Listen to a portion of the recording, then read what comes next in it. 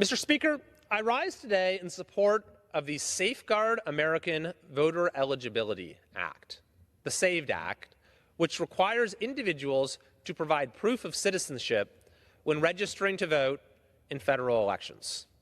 I am very grateful to say that I voted for this bill today and that it is passed out of the House of Representatives with bipartisan support, though not nearly as much bipartisan support as it should have.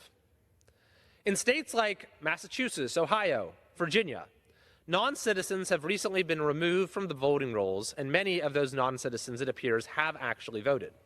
The Arizona Secretary of State website is currently falsely promoting the idea that individuals who fail to present proof of citizenship when registering will be eligible to vote in federal elections. We also have several municipalities, including in California, that have explicitly authorized non-citizens to vote in municipal elections. So H.R. 8281, the SAVE Act, seeks to address these problems in a couple ways. It will, number one, require an individual to provide proof of citizenship when registering to vote in federal elections, and number two, provide states with access to existing federal databases so they can clean up their voter rolls and remove non-citizens from the rolls.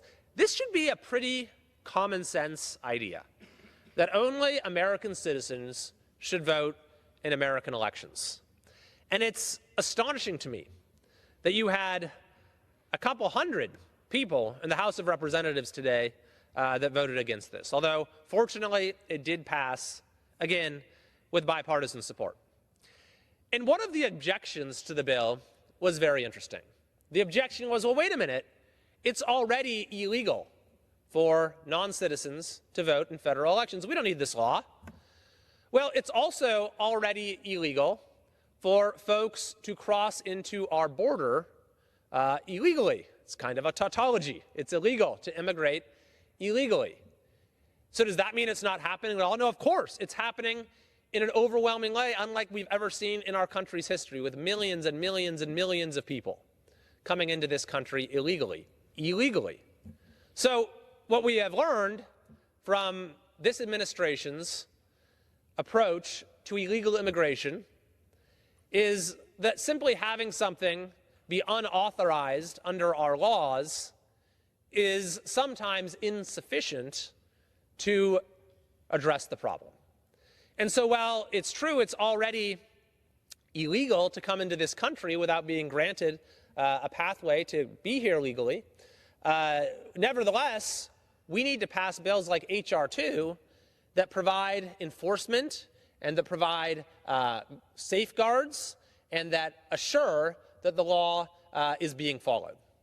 And in a similar vein, even though it is already illegal for non-citizens to cast a ballot, we need to have this legislation to put in place equivalent safeguards to make sure that it doesn't occur.